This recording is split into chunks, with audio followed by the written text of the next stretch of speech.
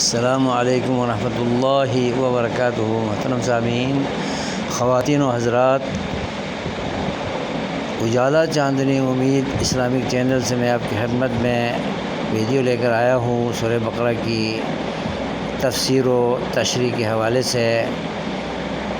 ذالک الکتاب لا ریب فیہ کی جو آیت ہے، اتنی بلیغ آیت ہے، بہت مختصر لفظوں میں ایک جامع مفہوم ادا کرنے والی آیت ہے۔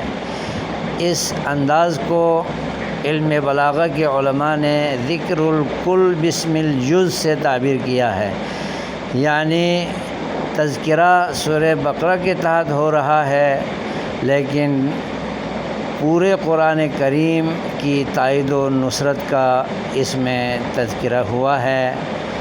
تو اسے سمجھ لیجئے اور ذہن نشین کیجئے اور اللہ کے کلام کو سمجھنے کے لیے وقت دیں، قربانی دیں اور تدبر و تفکر کر کے اس کے معانی مطالب کو اور اس کے مقاصد اور اہداف کو جاننے کی کوشش کیجئے اور عمل پیرا ہونے کی کوشش کیجئے، متقین بنیں اور اس سے مستفید ہونے کے لیے تندہی اور دلچسپی اور لگن اور شوق ذوق پیدا کیجئے، تاکہ ہم متقین کی صف میں شامل ہو کر قرآن پر عمل پیرا ہونے والے بنیں اور اللہ تعالیٰ اپنی اس کتاب کی رہنمائی کے ذریعے اس کی تعلیمات کی روشنی سے ہم اللہ والے بنیں اور جنت الفردوس کے